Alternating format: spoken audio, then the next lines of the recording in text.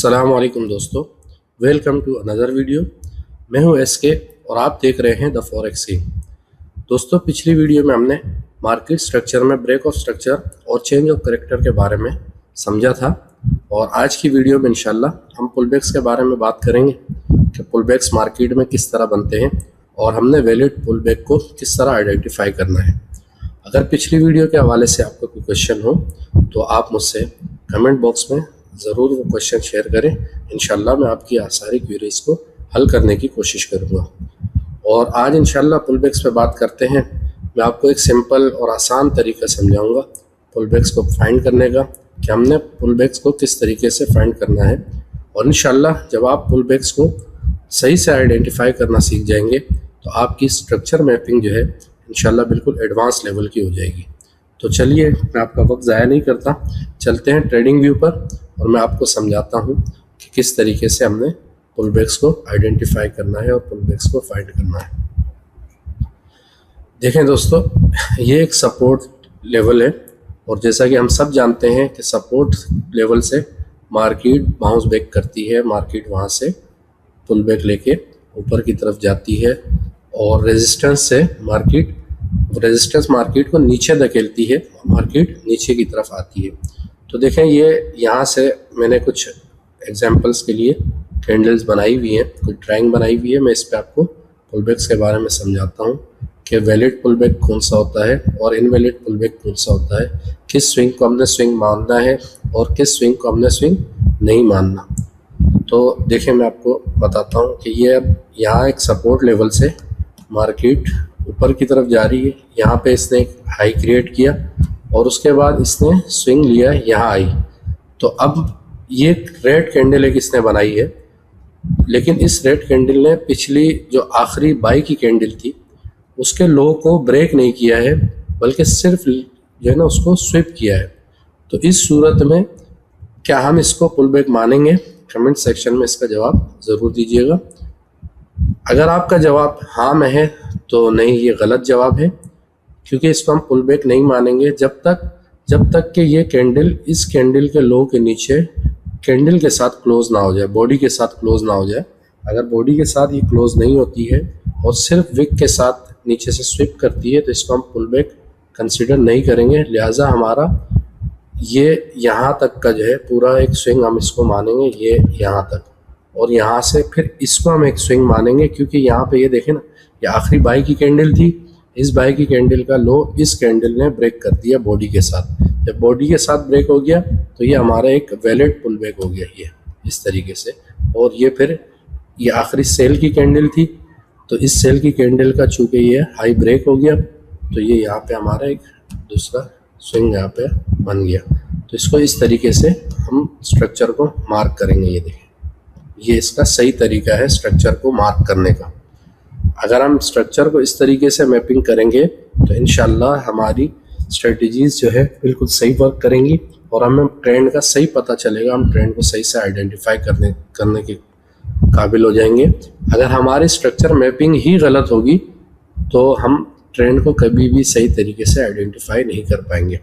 अब ये देखें, अगर बिलफर्ज, मैं इसको हटा देता हूँ फिर दोबारा से मैं आपको स्ट्रक्चर मैप करके दिखा दूँ। ये देखें, अगर बिलफर्ज ये कैंडल इसके नीचे क्लोज हो जाती इस तरह बॉडी के साथ, तो फिर हम इस स्ट्रक्चर को इस तरीके से मैप करते हैं। ये देखें, यहाँ से स्ट्रक्चर शुरू हुआ, ये हमारा एक हाई पॉइंट बना, ये हमारा एक लो पॉइंट बना, उसके बाद ये हमारा एक हायर हाई, फिर उसके बाद ये हमारा एक हायर लो, और फिर उसके बाद हमारा ये एक हायर हाई पॉइंट बन गया। इस तरीके से हम फिर स्ट्रक्चर को मैप करते। अगर ये कैंडल बॉडी के साथ इस तरीके से इस कैंडल के लो के नीचे क्लोज हो जाती तो फिर स्ट्रक्चर को हम इस तरीके से मैप करते। अगर ये एक कैंडल से ब्रेक करे तब भी हम इसको वैलिड पुलबैक मानेंगे। 2 कैंडल से हो, 3 से हो, 10 से हो, ये 100 कैंडल से हो, जितनी भी कैंडल्स से हो, अगर इसका लो ब्रेक होगा तो ये पुलबैक माना जाएगा। अगर लो ब्रेक नहीं होगा तो इसको हम पुलबैक कंसीडर नहीं करेंगे, हम इसको सीधा एक ही वेव में काउंट करेंगे, जैसे मैंने आपको इससे पहले मैप करके दिखाया। तो इंशाल्लाह उम्मीद है कि आपको ये समझ में आ गया होगा और इसी तरीके से अभी हम बेरिश ट्रेंड में देखते हैं कि बेरिश के अंदर हमने किस तरीके से स्ट्रक्चर को मैप करना है। देखें, मिसाल के तौर पे ये एक रेजिस्टेंस लेवल है और हम जैसा कि सब जानते हैं कि रेजिस्टेंस मार्केट को नीचे की तरफ धकेलती है। मतलब ये एक सप्लाई जोन होता है और जब भी मार्केट में सप्लाई आती है, सप्लाई बढ़ती है तो रेट गिरना शुरू हो जाते हैं, दाम गिरना शुरू हो जाते हैं। तो इसी तरह रेजिस्टेंस लेवल के ऊपर मार्केट नीचे की तरफ जाती है। तो ये देखें, अगर हम इसको मैप करेंगे तो हम इस तरीके से मैप करेंगे। ये हमारी मिसाल के तौर पे एक लो बना। अब हम इसको हाई कंसीडर करेंगे या नहीं करेंगे। उम्मीद है आपको समझ आ गई होगी कि इसको हम हाई कंसीडर नहीं करेंगे। उसकी वजह यह है कि इस आखिरी जो सेल की कैंडल थी, इसने इसके हाई को ब्रेक नहीं किया, सिर्फ स्वीप किया है। और जब सिर्फ स्वीप करे तो हम इसको कंसीडर नहीं करेंगे, अपना हाई कंसीडर नहीं करेंगे। हम इसको सीधा सीधा यहाँ पे लेके आएंगे और हमारा ये एक ही इम्पल्सिव मूव, इसको हम कंसीडर करेंगे और यहाँ पे हम इसको हाई कंसीडर करेंगे। उसकी वजह ये है कि ये देखें, जो हमारी आखिरी सेल की कैंडल थी, इसके हाई को इस कैंडल ने ब्रेक कर दिया। ये जो ग्रीन कैंडल है, इसने इसके हाई को ब्रेक कर दिया, तो लिहाजा ये हमारी एक हाई कंसीडर होगा, ये हमारा एक स्विंग कंसीडर होगा। यहाँ पे हमने इसके हाई को मार्क किया और उसके बाद ये आके हमारे पास एक लो पॉइंट दोबारा से यहाँ पे बन गया। इस तरीके से इसको हम मार्क करेंगे। अगर ये बीच में सिंगल कैंडल पुल बैक नहीं आया तो, अगर बिलफर्ज ये कैंडल इधर यहाँ पे पूरी बॉडी के साथ इस तरीके से क्लोज हो जाती और इस रेड कैंडल के हाई को ब्रेक कर देती बॉडी के साथ, तो फिर हम इस स्ट्रक्चर को इस तरीके से मार्क नहीं करते। फिर देखें, हम स्ट्रक्चर इस तरीके से मार्क करते हैं। मैं आपको मार्क करके दिखाता हूँ। फिर ये स्ट्रक्चर इस तरीके से मार्क होता है। ये देखें, ये हमारा एक हाई पॉइंट है, ये हमारा लो बना और ये हमारा एक हायर लो, लोअर हाई बना और फिर ये हमारा एक लोअर लो बना, फिर ये हमारा लोअर हाई और फिर ये हमारा लोअर लो पॉइंट, मतलब नीचे की तरफ मार्केट सेल की ट्रेंड में सेल में चली गई। ठीक, तो ये फिर इस तरीके से मार्क होता। अगर ये सिंगल कैंडल पुल बैक आ जाता तो फिर स्ट्रक्चर को हम इस तरीके से मार्क करते। ठीक है, उम्मीद है आपको समझ आ गई होगी। अगर अब ट्रेंड में लास्ट बाय की कैंडल को कोई भी सिंगल रेड कैंडल भी बॉडी के साथ नीचे ब्रेक कर देती है तो इसको हम पुल बैक कंसिडर करेंगे। अगर ये बॉडी के साथ क्लोज नहीं करती है नीचे तो हम इसको पुल बैक कंसिडर नहीं करेंगे। फिर ये हमारी एक सीधी मूव होगी, एक सीधी लेग को हम मार्क करेंगे। ठीक है, और अगर इसने जैसे अभी यहाँ पे ये पुल बैक लिया, इसको सिंगल कैंडल पुल बैक कहते हैं। सिंगल कैंडल के साथ इसने इसको ब्रेक कर दिया तो ये सिंगल कैंडल पुल बैक है। यहाँ पे दो कैंडल के साथ ब्रेक किया तो ये भी पुल बैक है। अगर यहाँ पे ये 3 कैंडल या 4 कैंडल के साथ या 5 कैंडल या 10 कैंडल्स के साथ भी ब्रेक करती है तो तब भी इसको हम पुल बैक ही कंसिडर करेंगे।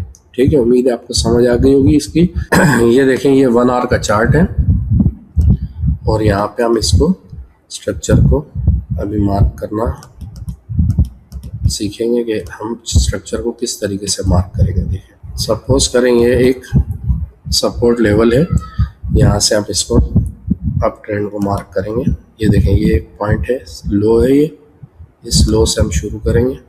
ये हमारे पास ये एक हाई पॉइंट बना, आखिरी बाई की कैंडल है और ये देखें इसके लो को इसने ब्रेक कर दिया। ठीक है, ये लो ब्रेक हो गया तो अब हम इसको यहाँ तक ला के इसको कंसीडर करेंगे। ये हमारे पास लो पॉइंट बन गया।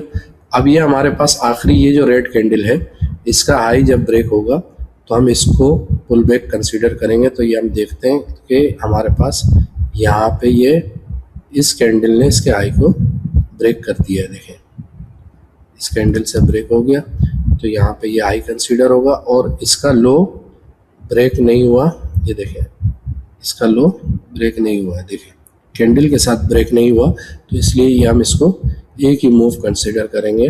हम इसको यहाँ तक मार्क करेंगे। ठीक है, फिर ये देखें, ये आखिरी बाई की कैंडल थी, इसका लो यहाँ पे इसने ब्रेक कर दिया बॉडी के साथ तो ये हमारा एक पुल बैक हो गया। अब हमारे पास चूँकि ये आखिरी बाई की कैंडल थी, सेल की कैंडल थी रेड, इस कैंडल का हाई ब्रेक नहीं हुआ। यहाँ पे ये देख रहे हैं, यहाँ पे इन कैंडल ने इसके हाई को ब्रेक नहीं किया है। तो यहाँ पे इसने इसके हाई को ब्रेक किया है लेकिन उसके बाद फिर कोई सेल की कैंडल बनी ही नहीं है, तो हम इसको सीधा यहाँ तक कंसीडर करेंगे। ये हमारा एक हाई पॉइंट हो गया। और फिर ये देखिए इस रेड कैंडल ने, सिंगल कैंडल ने इसके हाई को, लो को ब्रेक कर दिया। जब लो को ब्रेक किया तो ये हमारा पुल बैक बन गया। तो यहाँ पे हम इसको इस तरीके से मार्क करेंगे और फिर इस कैंडल ने इसके हाई को ब्रेक कर दिया, तो ये हमारा एक हाई पॉइंट हो गया। लेकिन बिल्कुल सिंपल आसान तरीका है स्ट्रक्चर को मार्क करने का। ये देखें, ये हमारा लो पॉइंट, ये हमारा हाई पॉइंट, ये आखिरी बाई की कैंडल, उसका लो ब्रेक हो गया और ये यहाँ पे आके एक स्विंग बना। फिर उसके बाद ये आखिरी जो रेड कैंडल जिस पे मेरा कर्सर है, आपको नज़र आ रही होगी, इसके हाई को देखें तो ये हाई यहाँ पे ब्रेक नहीं हुआ है। ठीक है, यहाँ पे इसका हाई ब्रेक नहीं हुआ। तो जब यहाँ पे इसका हाई ये ब्रेक हुआ तो ये यहाँ पे आके इसने यहाँ पे एक red candle, single candle pull back दिया। देखें, ये आखिरी बाई की कैंडल थी, आखिरी बाई की कैंडल का लो ब्रेक हुआ और ये इसका पुल बैक बना।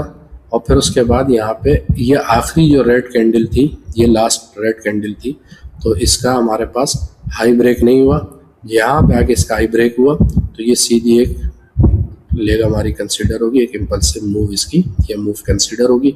फिर सिंगल कैंडल पुल बैक आया और फिर उसके बाद ये नया हाई बन गया। ठीक है, अभी सेल में भी देखते हैं इसको कि सेल ट्रेंड में हमारे पास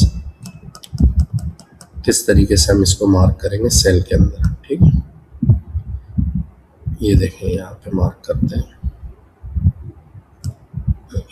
इसी जगह पे मार्क किया है।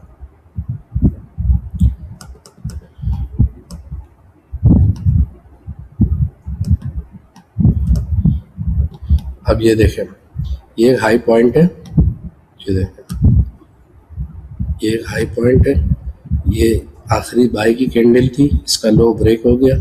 ये देखें ये, लेकिन ये आखिरी जो रेड कैंडल है सेल की, इसका हाई ब्रेक नहीं हुआ, तो इसको हम सीधा यहाँ पे कंसीडर करेंगे इस जगह पे। ये देखिए, ये यहाँ आया।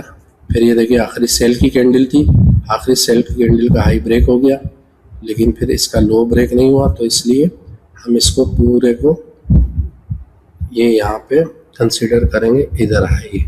ये हमारा हाई बन गया। ये हमारे पास आखिरी बाई की कैंडल है, ये ग्रीन वाली, और इसका लो ये देखें यहाँ पे ब्रेक हो गया। ये देखें, इधर ब्रेक हो गया, सही।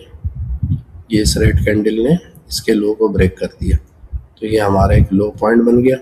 फिर ये देखें, ये आखिरी सेल की कैंडल थी रेड, इसका हाई ब्रेक हो गया, तो ये हमारे पास एक पुल बैक आया और फिर उसके बाद ये वापसी इस सेल की तरफ यहाँ पे आ गई। ये देखें, तो ये इस तरीके से मार्क होगा। ये देखें, ठीक है, ये एक हाई पॉइंट, फिर उसका सबसे आखिरी बाई की कैंडल का लो ब्रेक हो गया, तो ये हमारे पास एक लो पॉइंट बन गया।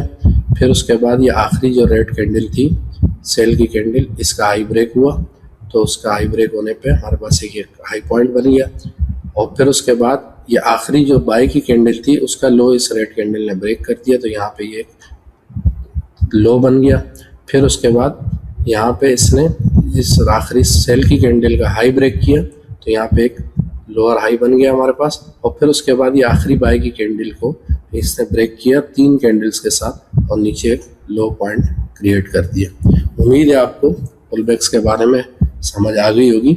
नेक्स्ट वीडियो में इंशाल्लाह हम लिक्विडिटी के बारे में बात करेंगे। अगर वीडियो पसंद आई हो तो वीडियो को लाइक कीजिएगा, कमेंट सेक्शन में कमेंट ज़रूर कीजिएगा, और अगर चैनल पर नए हैं तो चैनल को ज़रूर सब्सक्राइब कीजिएगा। मिलते हैं नेक्स्ट वीडियो में, तब तक के लिए अपना बहुत सारा ख्याल रखिएगा। अल्लाह हाफिज़।